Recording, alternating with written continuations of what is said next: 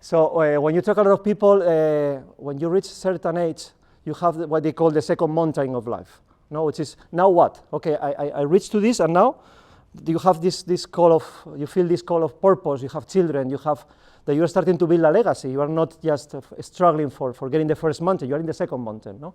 So one of the questions that I have a conversation with colleagues, even younger colleagues, is what is success for you in life? What does it mean being successful? How do you measure success? How was success when you were younger? How was success now? How is going to be success when you're about to die, no? What is your meaning in life, no? And also, another thing is, whose rules for success are you following? Are you playing the success of other people or your own success, or you are combining, no? What type of orientation do you have, no? And also, another one, which is one of the metrics that I discovered like 2 years ago. I was on a beach after a talk, it went very well, and I was alone. I called my children, I was in Uruguay. I called my children, my wife, everything was well, my parents, and I felt like I was successful. I said, if I die now, I die on the top of my life. And I didn't have any great position in an organization, I didn't have a great car, a great house, but I felt this is what a magical moment, no? I don't know if you have ever felt something like that. You're like, this moment is total, it's very special, no? And it gets like recorded, no? So the idea is first is understanding what is success, and also differentiating between the resume virtues, which is what you put on LinkedIn, and your eulogy virtues, which is what the people say when you die. Are totally different. When you die, the people are going to tell a different story. They want to tell that Luis reached 70% of chargeability, which is billing in consulting. No, this is not a metric for life, no? But in certain environments, it's the metric. Okay, you are as valuable as you charge to the client work. The point is that all the people is talking about, and before Filippo was talking about that, I want to make a more human world, and I say that many times. I want to make more human companies, but sometimes I think maybe it's too human, no? Everything, no? We're talking about Anthropocene. The world is human enough. It's very human. It's all the human that it can be, more or less. No, I think maybe we have to dehumanize it a little bit, no? And we're having a lot of challenges, no? And this is because I think the world has advanced a lot, and it creates a lot of richness for many people. For many people, everything is very good. There's a lot of opportunities. But now we're in a moment, as we said, that we're having the old model and the new model, and we have to find another one, no? And this is the bad side of the humanizing the world, no? And this is a quote from I think is very illustrative. Andrew Beckley is an ex-colleague from Fjord, and he's working at a very interesting company. It's called Impossible, and they have very interesting missions. I think it's the consultancy of the future, the things that they are doing, no? And he says, what kind of future do you want? And I said, I want one that corrects some of the wrongs we are currently living through. One that is designed for my daughter and not for my granddad. I think this is very interesting, no? Because we have a lot of people taking decisions that are 50-something. You have to pass the torch to the new generation, no? And you have all these children in the schools, Greta Thunberg and all these movements with young people asking for having the right to have a planet, for instance, no?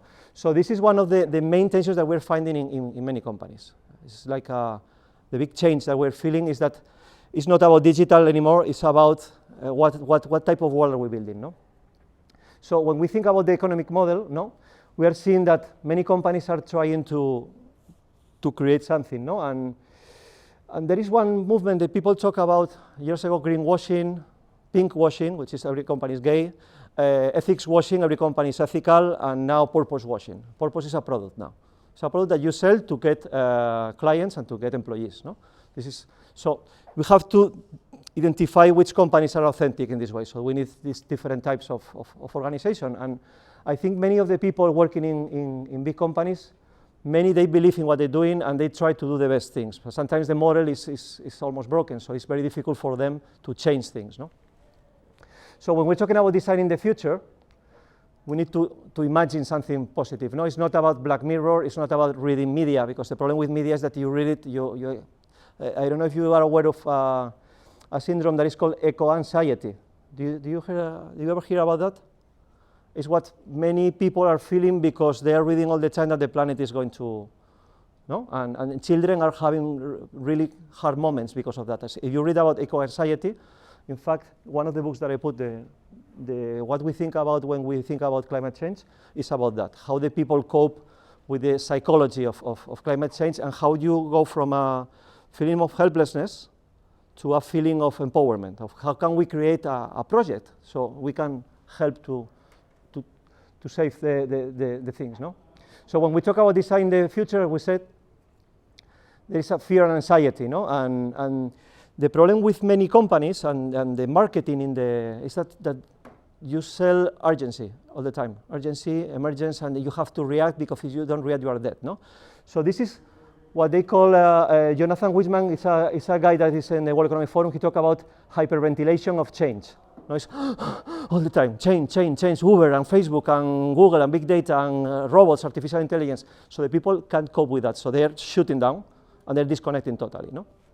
And the problem with this is that it makes you feel that there is nothing to do, that it doesn't make any sense to vote, it doesn't make any sense to change consumption, it doesn't make any sense to ask for anything because nothing to do, everything is going to come and we are helpless with this, no?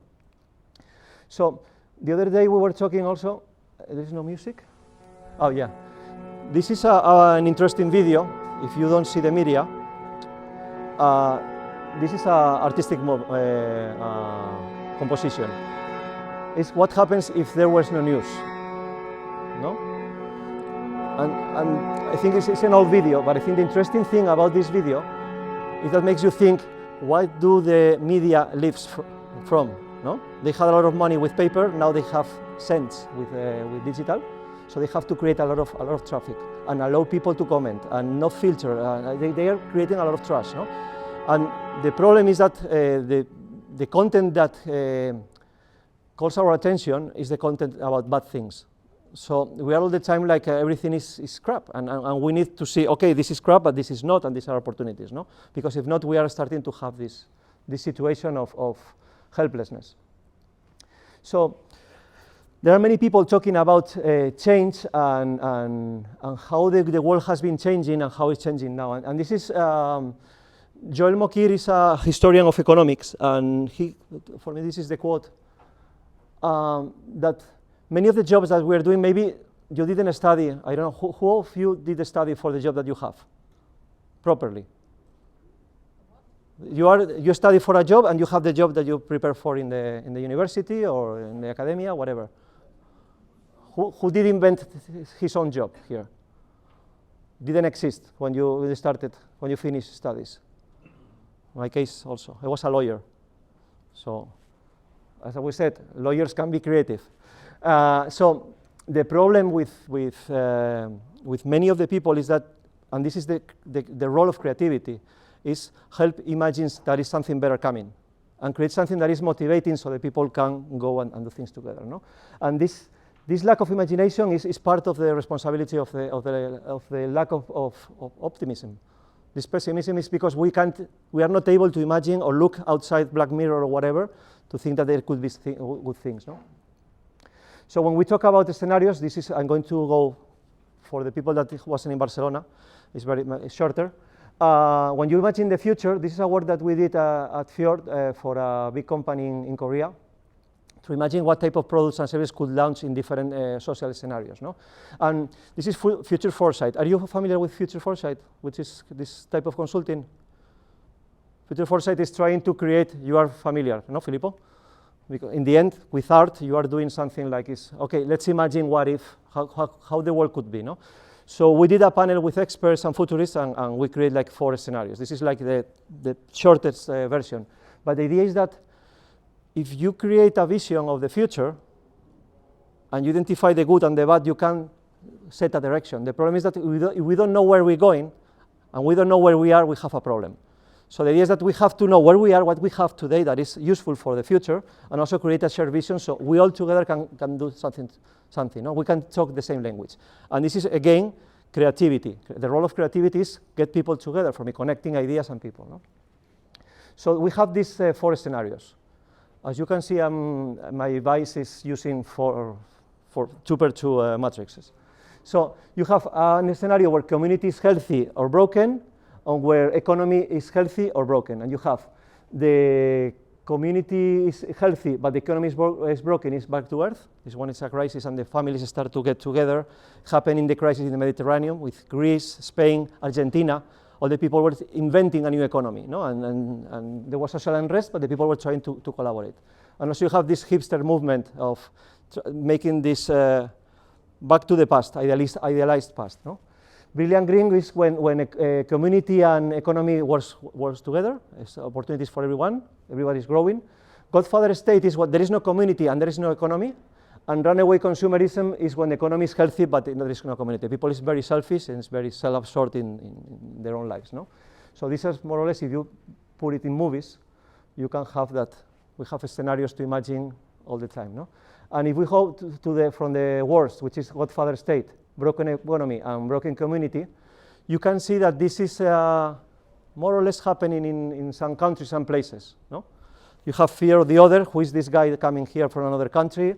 You have corporations as governments. You have Facebook, Google making lobby in European community, for instance. They are the ones that spend the most in lobbying the community for privacy, data, whatever, no? Political disengagement, we have more or less things like that, no? And this is content related to this, no? This is an interesting thing that some people are using in some companies. They are putting sensors under the skin of people to monitor where they are and what they're doing. So you can even, in the future, you will charge for brain cycles, no? You are thinking your dog, you are not. So this is what is happening, and it's very provocative, no?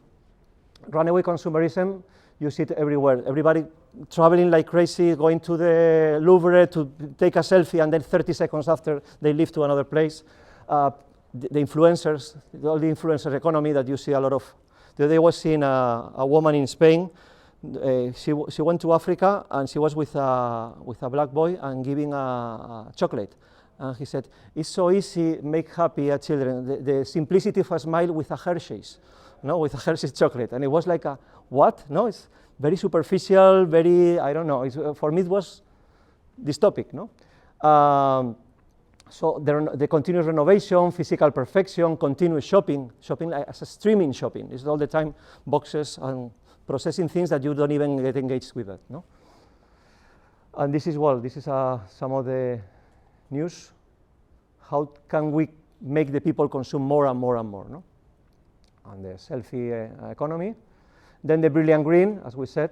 So you have the people, the corporations are integrated as social actors, and they're having a very good impact. The energy is sustainable, inclusiveness, respect for the individual. AI and robotics is for quality of life, it's not for exploring people. And gene therapy, whatever, no? So you have a totally different way of using technology and a totally different mindset, no? Which is inclusive and everybody is getting. No one of these scenarios is pure. You can find a mix. You go to the street, you can find different moments and different small scenarios where you have this situation, no? You have social unrest, you go to a Godfather State immediately, because you see that the governments are looking for the people and they have cameras all around, so everything is there, but the idea is what is the good and what is the bad and how can we create a vision so we have the best, and not a utopia, because utopias, we more or less know what happened with them, but something that is viable, no? Viable and inclusive. And this is what many companies are doing, no? They're finding out that there is a business in being green, no? And in fact, there is like 14 trillion dollars business for being in circular economy. There's a lot of money to be made if you do it right, okay? Well, out. And back to where the last one, this is the back to simplicity and to the easy life, no? What is the important things in life, no?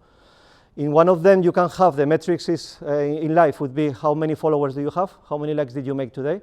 In this would be something different, no? And we were talking yesterday about this. This is, I was walking, this is Google Maps is running in background. This is, I take it, the screen capture yesterday when I was walking in Berlin.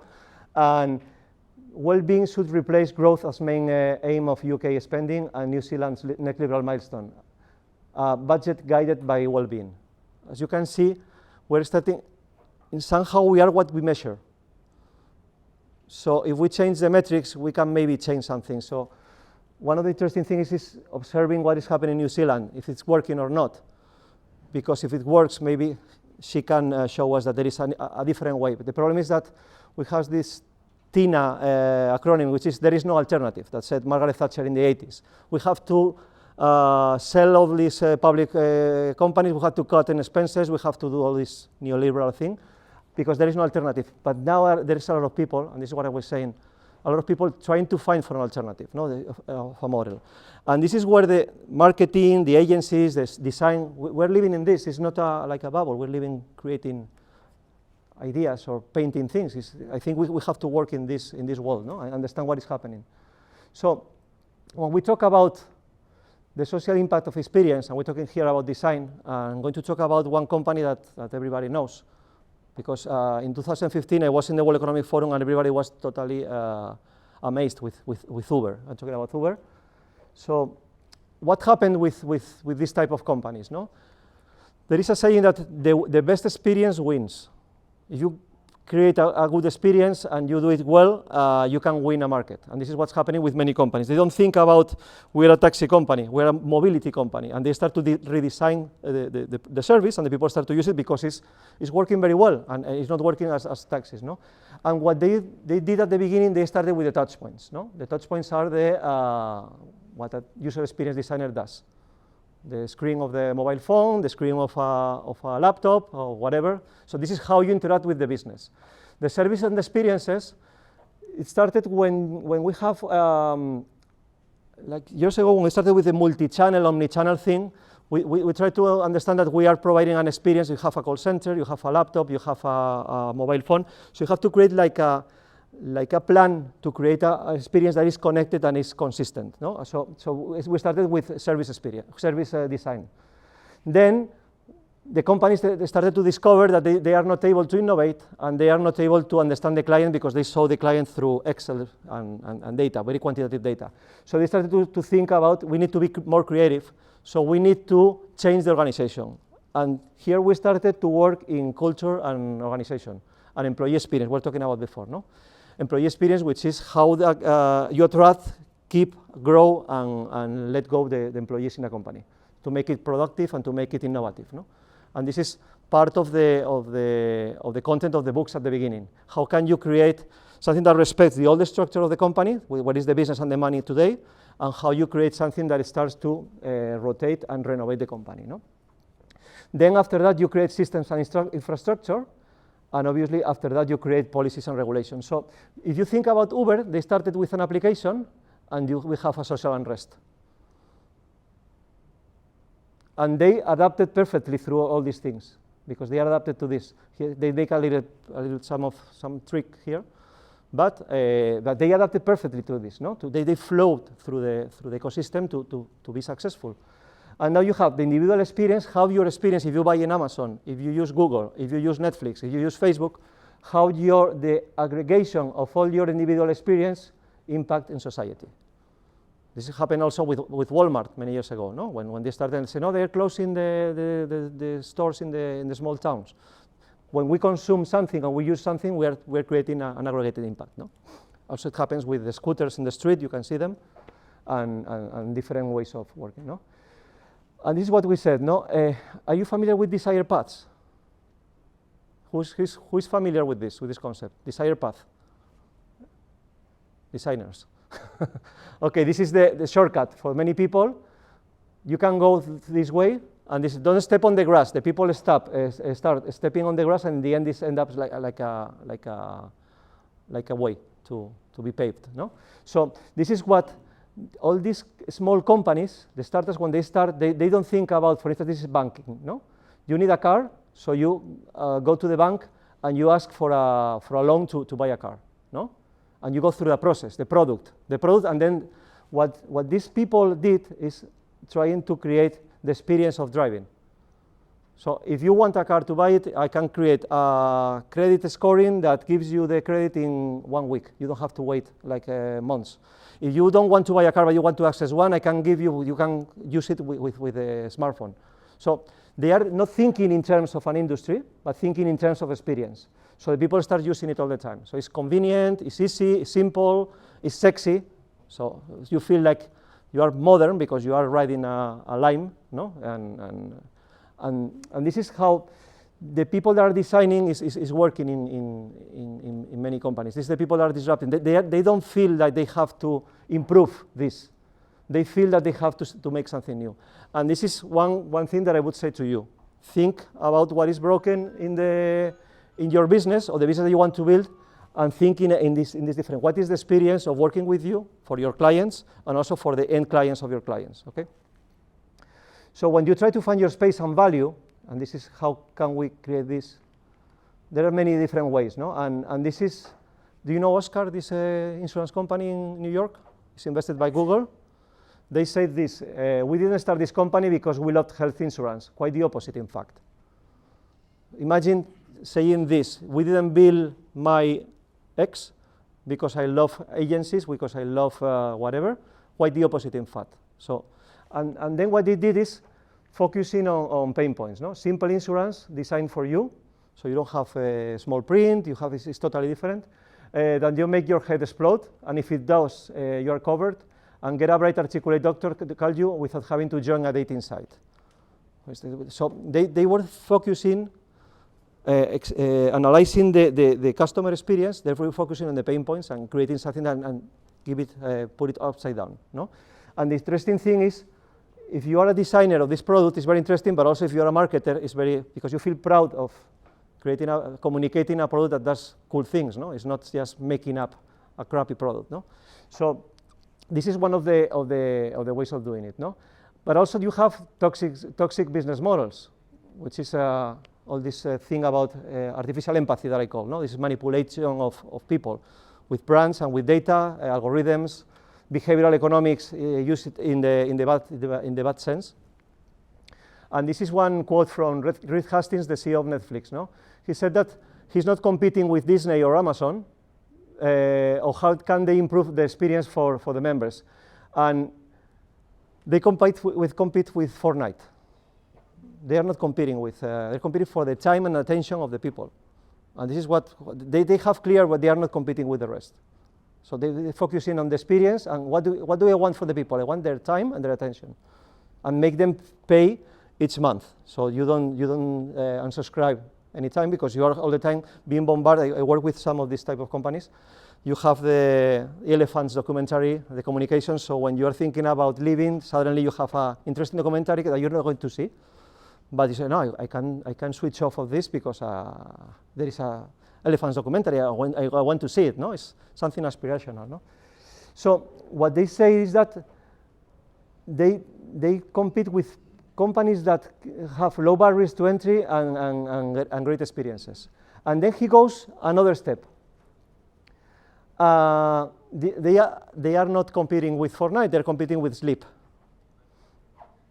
So now you have the 24/7 people watching series, people sleeping very badly, no? So they think about what they are doing. They are not thinking about, no, I want to be like HBO. They think, I don't want my people to sleep, no? So these are models, and these are quotes in the, you can see this type of quotes in the media, no? So these are models that are based on attention. So they are using data, they're using algorithms, artificial intelligence to get the most of your attention, to engage you, no? And you have a lot of designers that are now like thinking, what did we build? The guy that designed the like button is saying it. The people that designed the smartphone, that now they are in Nest, they say, now that I have children, I wouldn't have designed the smartphone as I designed it. So it's very interesting how the people are seeing the unintended consequences of something that looked good in the moment, no?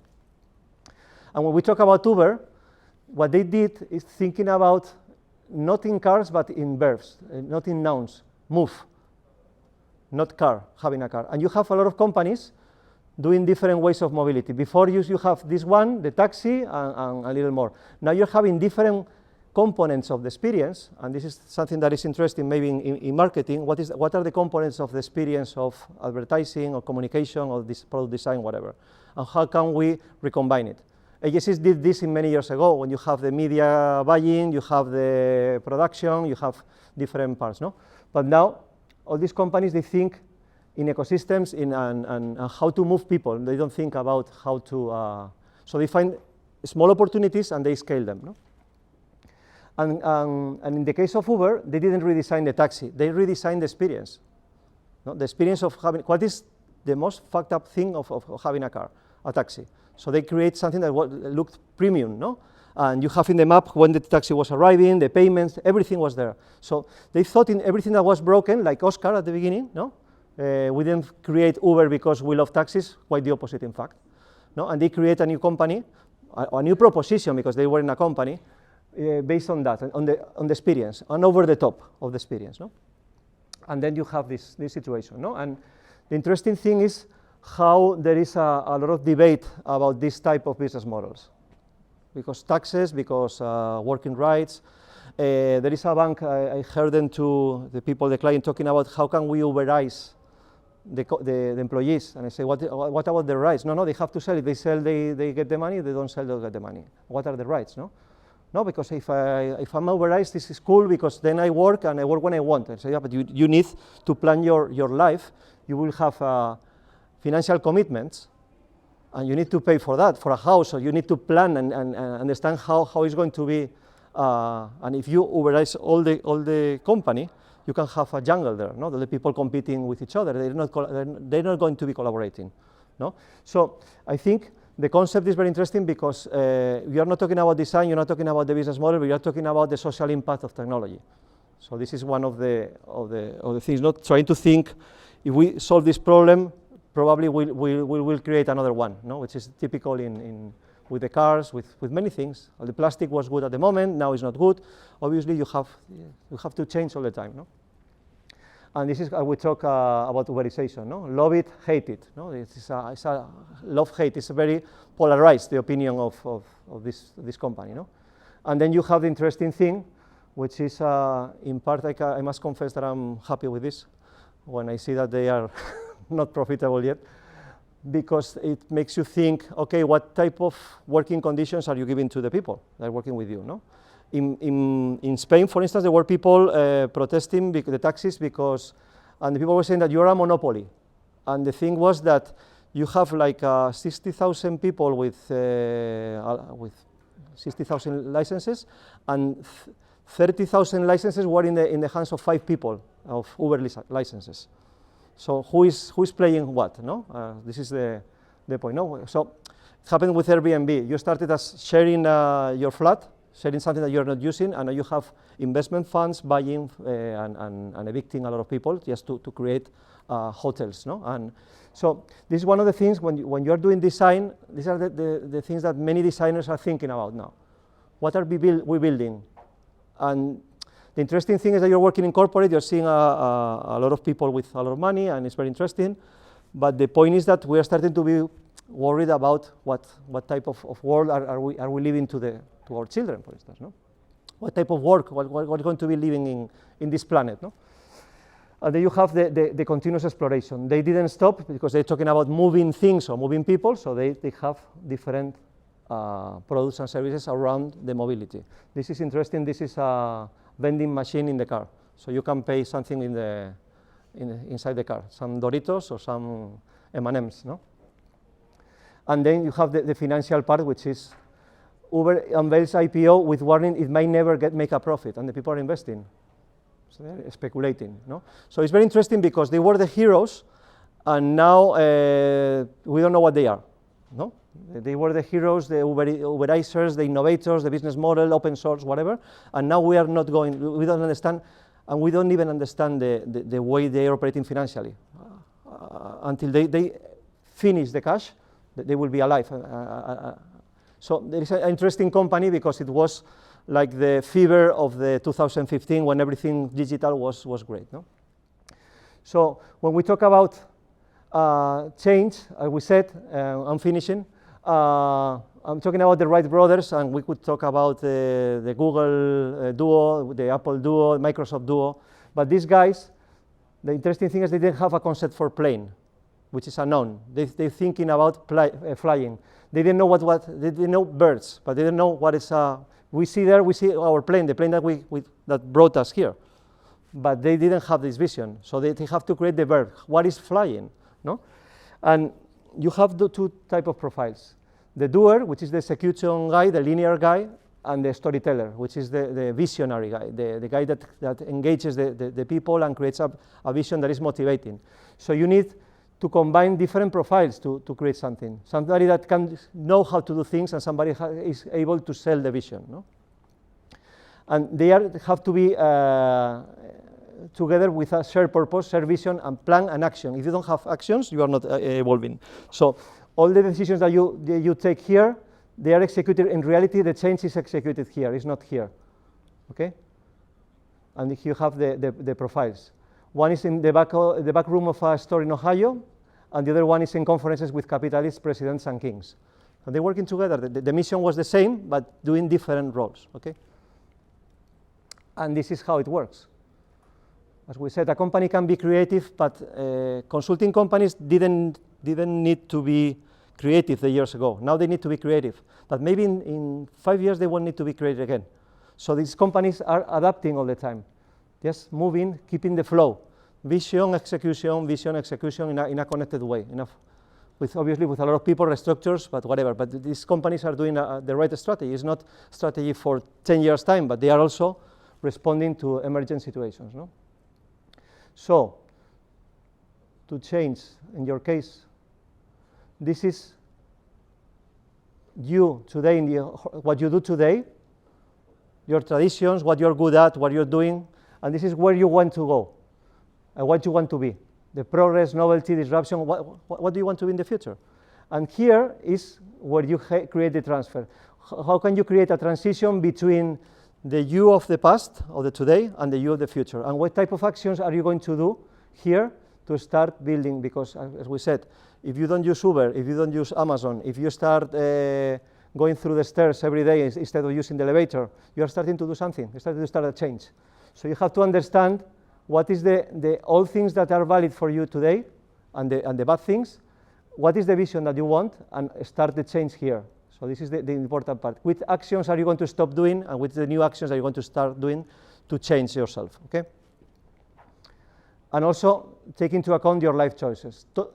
Everything that you see here, when you focus your energy, your time, and relationships, everything here changes the world. Leisure. You travel by flight, you don't travel, whatever.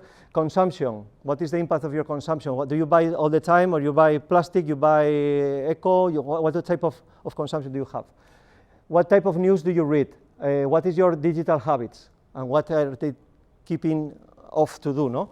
Investment. Are you investing in what type of banks, in funds, whatever, no? Impact of your work, housing and your lifestyle, family and education. This is very important. You can change your life as an individual, but we have to change everything as citizens. We have the opportunity to be well informed and make decisions as a community to think where we want to go, no? And transportation, no? So your life choices are making this change in the H2 horizon, no? So this is the last one. In the end, for me, and this is an interesting thing with the people that have been innovating, and also they have the experience. This Don Abedian was one guy that designed a lot of the systems of quality control of healthcare. He was from Armenia, and when he was old and he was an expert, all the disciples came to him and said, Abedis, what is the secret of quality? And he said, ultimately, the secret of quality is love. If you have love, you can then work backward to monitoring and improve the system. And this is, I think this is what many people are doing. This is what I admire a lot of the people that, when you talk with them, with old people that are retiring, what is the most important thing? And this is, again, we go to my tombstone, no? With the 70% of chargeability. What will be my learning and my eulogy for my children? No? What will be don't worry about this, worry about that. The important things are this or not that. And also, acknowledging that in life you can have different metrics in different moments of life, obviously. But the idea is, for me, what is the driver or the fuel that we were talking yesterday that moves you? For this guy was putting love in the healthcare system, so the people have better outcomes. And it was the right thing to do. Not only that you have results, but it's also the right thing to do. So I leave you with this. Thank you now. So this was the presentation. It was like a small trip it's part of my life. It's like a little bit like a psychoanalysis, but I hope it was useful for you. Okay, thank you.